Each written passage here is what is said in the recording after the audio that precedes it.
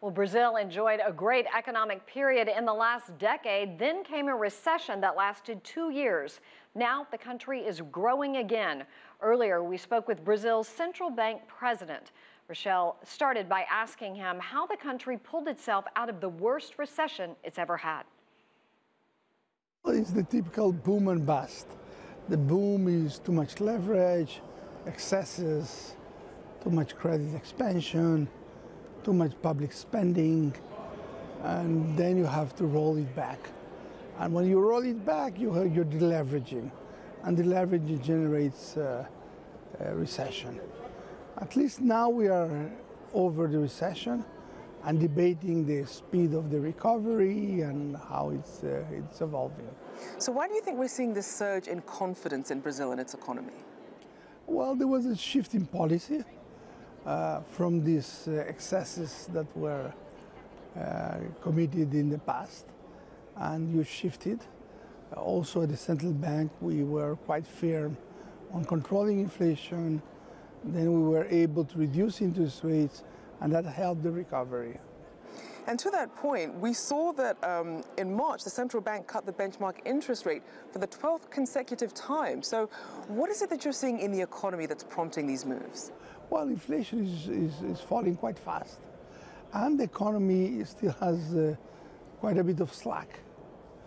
The combination of low inflation and slack generates the opportunity to reduce interest rates. Now let's also look at this big election that we see coming up in October. Brazil will select its next president. How do you think that plays into the sorts of policies or economic moves that the country will make between now and then? The Brazilian economy still needs to continue in the reform agenda, continue adjusting its economy in order to generate sustainable growth, low inflation, low interest rates. And so what are some of the targets in those reforms? Well, you have basically two types of reforms. Reform to enhance productivity, and with productivity you can generate sustainable growth, and reforms to rein on the fiscal accounts. So these are the two main reforms, and you need them both. And so what would you say then are the biggest challenges that Brazil's economy faces right now? One is to pass the fiscal reforms. We had a pension reform that was delayed, was not approved at the beginning of this year, and it's now set to be voted in the future.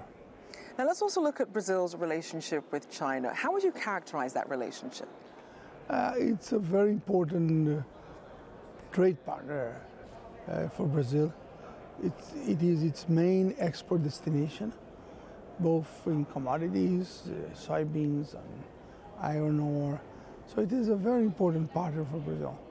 And when you're seeing these trade tariff tensions between China and the US, how does that impact Brazil? Are there any concerns there?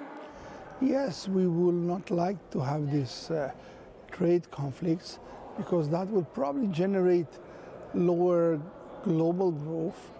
It makes also markets more nervous, and this volatility affects all the countries in the world. Now let's talk about some of the moves that the bank is making. We saw that they eased the reserve requirements for the banking sector. What are some other ways you're trying to support the economy? We would like to have a structural measures to reduce the banking spread, so that the reduction in interest rates that the central bank is promoting will reach the household, the consumer, the company. And in that regard, the more we work on the banking spreads, including the reserve requirement, the better it is. And people certainly like confidence, but one of the things that we saw come up as a theme at the Summit of the Americas was corruption. What's Brazil's take on that, and how is that impacting the economy? Well, Brazil has been tackling corruption in the last several years. It has gone deep into uprooting corruption from the system, and I'm sure over time this will bring more efficiency, more fairness, more justice, and it will bring also economic benefits. Now, as we look to the future of economies, a lot of them are turning towards cryptocurrencies. And actually, the biggest investment firm in Brazil plans to open a cryptocurrency exchange. And then you also have the first blockchain conference in South America coming up in Santiago. What are your thoughts on cryptocurrencies and the use of blockchain? Well, I would like to separate the technology, the blockchain, which is an innovation, and we always would like to give support to innovation technologies that allow us to go further, to enhance competition, to find ways to do business in an easier way. So I think we should all support the blockchain and its several uses. The crypto, we don't consider them to be currencies, in the sense that they are not stable, store of value. They are not easy to, as a means of payment, because it's not easy to pay things with that. And there's no central bank or no government backing them. So they're more like crypto assets, and assets that have quite a bit of volatility, which means that they are not suitable for everybody.